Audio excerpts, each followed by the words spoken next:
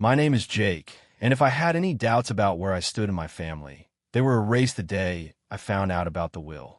It wasn't even some dramatic sit-down moment where my parents dropped the news themselves.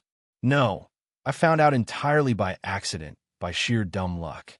It happened a few months ago when I was at their house, the same house I had been helping them pay for over the past 5 years. The mortgage, the occasional grocery runs, even fixing up things around the place. I was the one keeping it all together while my brother Eric did absolutely nothing. And when I say nothing, I mean nothing. No job, no responsibilities, just lounging around, waiting for life to hand him everything on a silver platter, which apparently my parents were all too happy to provide. That day, I was helping my dad with some paperwork because, as usual, neither of them could be bothered to figure out how to do things themselves. He had asked me to scan some documents for him, a bunch of legal and financial stuff, and I didn't think twice about it until I saw a folder labeled Estate Plan and Last Will and Testament sitting right there in the stack. Now, I don't normally snoop, but curiosity got the best of me. After all, I had been the one making sure they kept a roof over their heads. It wasn't exactly out of line to wonder how things were set up for the future. So I opened it, and that's when I saw the words that made my stomach drop. Everything, and I mean everything, was in Eric: the house, their savings, their assets, not a single mention of me, except for some generic lines about loving both of their sons equally. Yeah, sure, equally. That's why they made sure their golden child would inherit everything, while the son, actually keeping them afloat, didn't even get a footnote. I felt like a fool. Here I was, bending over backward for them, making sure their bills got paid on time, making sure they never had to worry about food, while they sat back and planned for a future where I got absolutely nothing. And Eric, he wasn't just lazy, he was entitled. He never lifted a finger to help them, never contributed a dime, but he had somehow convinced them that he deserved it all. Maybe because he was the younger son, maybe because they just always babied him, maybe because he knew exactly how to manipulate them. Whatever the reason, they had made their choice. I sat there, staring at the paper, my hand shaking from a mix of rage and betrayal. How long had they planned this? Had they always intended for me to just be their free financial safety net with nothing in return?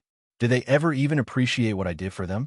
I had no idea how long I'd been sitting there, but eventually my dad noticed I wasn't scanning anything. "Hey Jake, what's taking so long?" he asked, walking back into the room. I didn't even bother to hide the will. I held it up and looked him dead in the eye. "So, this is how it is," I said, my voice unervingly calm. "Everything to Eric. After everything I've done for you." My dad's face went pale for a second, but then he sighed like I was some little kid throwing a tantrum. "Jake, it's not what you think." "Really?" I snapped because it looks pretty damn clear to me. I've been paying your mortgage, helping with groceries, fixing the house up, while Eric does nothing, and you still decided he's the only one who matters. Dad looked uncomfortable, but instead of actually explaining himself, he just muttered, "It's complicated." That was it. No apology, no attempt to justify it beyond those two useless words. Just a weak excuse and an expectant look, like he was waiting for me to drop it and go back to being their personal ATM. I should have walked out right then and there, but I wanted to hear it from both of them. So I called out for my mom. When she came in and saw the will in my hands, her reaction wasn't much better. She at least had the decency to look guilty, but the words that came out of her mouth made my blood boil. "Jake, honey, you don't need the inheritance," she said gently, like she was doing me a favor. "You have a good job, you're independent. Eric, well, he struggles. We just want to make sure he's taken care of." That was the moment something inside me snapped. They weren't even in it. They knew exactly what they were doing, and in their minds, it was completely justified. They had spent years enabling Eric's laziness, and now they were planning to reward it by handing him everything, while I got tossed aside like an afterthought. I took a deep breath, clenched my jaw, and set the will down on the table. "Got it," I said, my voice eerily calm. "Glad to know where we stand." Then I turned and walked out of the house, ignoring their protests as I slammed the door behind me. They had made their decision. Now it was time for me to make mine. I didn't go back to their house after that. I didn't call, I didn't check in. For the first time in years, I let them handle their own damn problems. If they needed something fixed, they could figure it out. If they needed groceries, they could find their own way to the store. And most importantly, if that mortgage bill showed up, well, I wasn't the one paying it anymore. The silence lasted about 2 weeks. At first, I think they assumed I was just pouting and would come crawling back like always. Maybe they expected me to cool off and apologize for daring to question their decision. But when the days kept passing with no word from me, and more importantly, no financial help, you could practically feel the shift in their attitude. Then, one afternoon, my phone buzzed. Dad texted, "The property taxes are due." That was it. No, he didn't text, "Hey, how have you been?" No, "Sorry for what happened." No, "We really appreciate everything you've done." Just a cold, transactional message, as if I were still the walking bank they could tap into whenever they pleased. I stared at the screen for a moment, almost amused at how predictable they were. They really thought they could just demand money like nothing had happened, that I'd keep playing my part as their financial safety net, even after they made it clear I was disposable. I coldly typed back, "I'm sure Eric will handle it, since the house is his and all." It took exactly 5 minutes before my mom called. I'll let it ring. Then another text came through. Mom texted, "Jake, please don't be like this. We need to talk." Oh, now they wanted to talk. Now that their bills were piling up and reality was finally slapping them in the face. I waited an hour before replying. "There's nothing to talk about. You made your choice. Now you can live with it." I figured that would be the end of it for the day. I had made my stance crystal clear, and there wasn't a single part of me that felt guilty about it. But then Eric decided to chime in. His text came in late that evening, and the second I saw his name pop up on my phone, I knew it was going to be something obnoxious. Sure enough, when I opened it, I was greeted with pure entitlement. Eric texted, "Dude, why are you being such a drama queen? It's not a big deal. Just help them out like you always do." I nearly laughed. Not a big deal. He was really acting like I had no right to be mad about this. I typed back, "No, I think you've got it covered, since you're the favorite and all." Eric texted, "Oh my God, are you seriously mad about the will? Grow up, man, it's just money." Oh, now it was just money now that it was his to inherit. It suddenly didn't matter. The hypocrisy was astounding. I shot back. "Then you won't mind using some of that money to pay for the mortgage, right?" Silence. A few minutes later, my mom texted me again, this time going full guilt trip mode. Mom texted, "Jake, we're your parents. Family takes care of each other. We did so much for you growing up, and now you're just abandoning us." I had to take a deep breath to stop myself from throwing my phone across the room. Abandoning them? I had spent years making. Sure, they never had to struggle, all while they coddled Eric and rewarded his laziness. And now, that making sure they never had to struggle, all while they coddled Eric and rewarded his laziness. And now that they finally had to deal with the consequences of their own decisions, I was the bad guy. I wasn't falling for it, not this time. I responded, "You made it clear I wasn't part of the family when you left me out of the will. Now Eric can take care of you." I could imagine my mom gasping dramatically. She always had a flair for acting like the victim, even when she was the one in the wrong. A few minutes later, my dad sent another text, and this one had me seething. Dad texted, "We're not asking for much, just enough to cover the mortgage for a few more months until we figure things out. Don't be selfish." Selfish? The word made my blood boil. I had been bailing them out for years, sacrificing my own money, time, and energy to make their lives easier. I had done everything a good son was supposed to do. And how did they repay me? By making sure I got nothing in return. And now, when I was finally standing up for myself, I was the selfish one. I clenched my jaw, took a deep breath, and typed back, "No, I'm done." Then I turned off my phone. They had made their choice. Now, they were going to live with it. The silence lasted a day. I knew my parents wouldn't give up that easily, but I wasn't expecting what happened next. The next morning, I woke up to a notification on my phone, a bank transfer request. I frowned, unlocking my phone to check. It was from my mom. She had actually sent me a request for money, like I was some ATM. The amount, $3,500. I stared at it in disbelief, half laughing at the audacity. No message, no explanation, just a cold, shameless demand for the exact amount they needed to cover their overdue mortgage. They weren't even asking anymore. They were just assuming I'd cave. I declined it without hesitation. Not even 5 minutes later, my phone rang. It was Mom. I let it ring. Then another text came through. Mom texted, "Jake, I know you saw the request. Why did you decline it?" I took my time before replying, because it's not my responsibility. Try Eric. Another call declined. Then another text. Mom texted, "We're going to lose the house if you don't help us." Oh, now it was an emergency.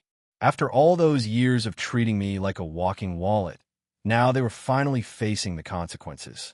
I typed back, "Maybe you should have thought about that before deciding I didn't matter." A few seconds later, Dad chimed in. Dad texted, "You're really going to let your parents become homeless?" That one actually made me laugh out loud. The manipulation was so blatant, it was almost funny. They weren't broke. They weren't about to be thrown onto the streets. They just didn't want to dip into their own savings because they were so used to me covering everything. I ignored them for the rest of the day. That night, I got a text from Eric.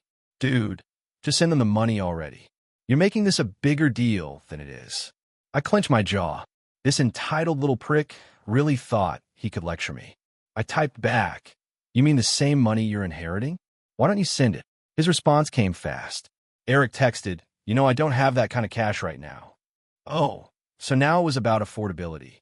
He was perfectly fine with me draining my accounts, but the second it was his turn, suddenly he had nothing to offer.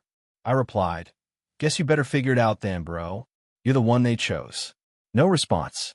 I went to bed feeling oddly at peace, like I had finally broken free from years of manipulation. But the next day, things escalated. I was at work when I got a call from my apartment's front desk. "Hey, Jake, your parents are here." I nearly dropped my phone. "What?" She hesitated before adding, "They're saying it's an emergency and that you won't answer their calls." Oh my God, they showed up at my apartment just because I stopped paying their bills? I took a deep breath, pinching the bridge of my nose. "Please don't let them up. I'm not expecting them." There was an awkward pause. They're being kind of pushy." I clenched my jaw. "I don't care. They can leave." I hung up and immediately got a text from Mom. "We're downstairs. Open the door." No question, no explanation, just another demand. I didn't reply. Another text from Mom. "Jake, we're not leaving until you talk to us." I exhaled sharply, standing up from my desk. They weren't going to back down. Fine. I was about to teach them a lesson they wouldn't forget. I grabbed my keys and stormed downstairs, my blood boiling. I wasn't scared. I was furious. The sheer audacity of these people to show up at my home uninvited, demanding money like I was their personal ATM. Not even a phone call first, not even a half-hearted apology, just a full-on ambush. They really thought they could just corner me into submission. Like I was some naive kid. I yanked the door open, and there they were, Mom, Dad, and of course, Eric, all standing in a tight little formation like they were about to stage a family intervention. Mom had her arms crossed, her classic disappointed mother look locked and loaded.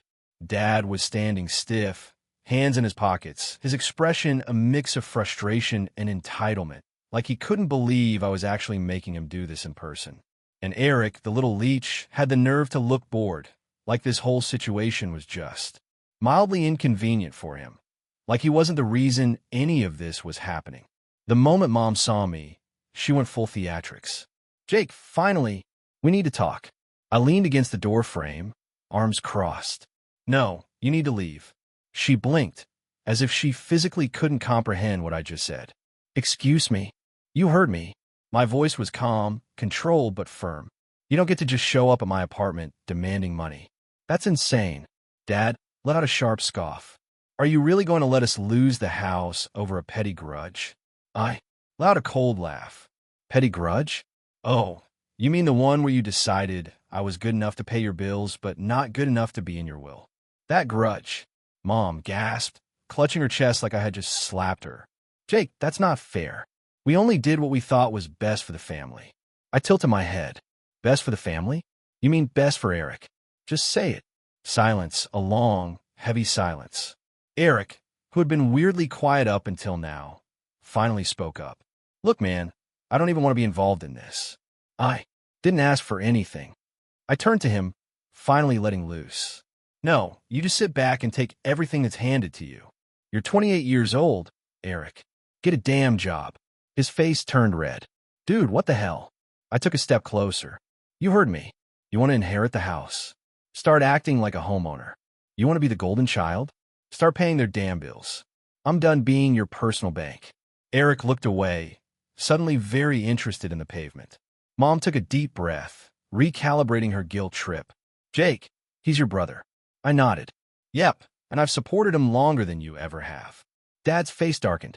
You're being selfish. I laughed, a real, genuine laugh. Oh, that's rich coming from you. I gestured between them. You two decided that Eric deserved everything and I deserved nothing. And now that it's time to pay the price for that choice, you're trying to manipulate me into fixing it for you. Not happening. Mom's voice sharpened. We thought you'd be mature about this. I raised an eyebrow. Mature? You mean quietly accept that I was betrayed and keep paying your bills? Because let's be real, that's what you wanted. Dad stepped forward, trying to loom over me like he used to when I was a. Jake, we raised you. We fed you, clothed you, gave you everything. The least you can do is help us now. I looked him dead in the eye. I already did. For years. And you repaid me by cutting me out. Mom's lip trembled. We thought you'd understand. I exhaled, shaking my head. Oh, I understand perfectly. I understand that I was never family to you. Just a paycheck. Silence. Again, a suffocating, undeniable silence. I turned to Eric, who was still pretending to be invisible. And you? What's your excuse? You had years to grow up, to get your life together, to contribute, but you didn't because you knew they'd take care of you. And when they're gone, you just expected me to step in. Huh. Eric finally snapped. What do you want me to say, man? I didn't ask for this. I nodded slowly. Right, you didn't ask. You just benefited. His mouth opened, then closed. Nothing. He had nothing. Mom tried one last guilt trip. Jake, we're family. Family takes care of each other. I stared at her for a long moment before answering. Exactly. So why didn't you take care of me? She froze. No words, no comeback, nothing. I let out a slow breath, feeling lighter than I had in years. We're done here. I turned and walked back inside, closing the door behind me. Before I even made it back to my couch, my phone buzzed. A new text from Dad. Wow. After everything we've done for you, you're really going to abandon us? I smirked, typing back. No, you abandoned me. I'm just finally accepting it. I hit send, then I blocked their numbers. But I had no idea that blocking them was only going to make things worse. It didn't take long for things to spiral out of control. Less than a day after I blocked them, I started seeing posts on Facebook. My parents had never been the most tech-savvy, but they sure knew how to air their grievances online, especially when they were feeling self-righteous. At first, I thought it was just my parents being dramatic. I mean, that was their go-to move, airing out family drama for everyone to see.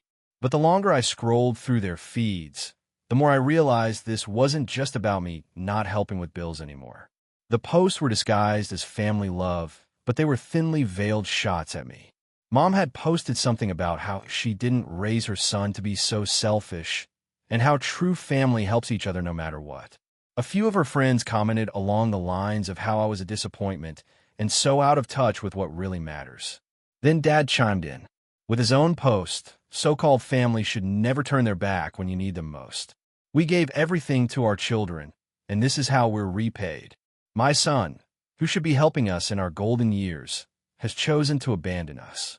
He tagged me, adding a passive-aggressive, I hope you're happy, at the end of it. But the real kicker came from Eric. I should have known he'd get in on the drama.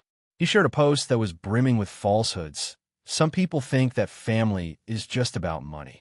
They don't understand that. Family is about love and sacrifice. I do anything for my parents, but some people just don't get that. They're too wrapped up in themselves to realize that true love is about helping those who raised you. He even threw in a disguised jab at me. I wish some people could learn what it really means to be family. I love my parents, and I'm grateful for everything they've done. That was it. That was my breaking point. I sat there, staring at the screen in disbelief. How had it gotten to this point? They turned this entire situation around, made me the villain, the selfish son who wasn't willing to support his sacrificial parents, the son who didn't appreciate all the love they gave me over the years. How could they? I had always been the one who worked hard, the one who contributed, the one who never complained.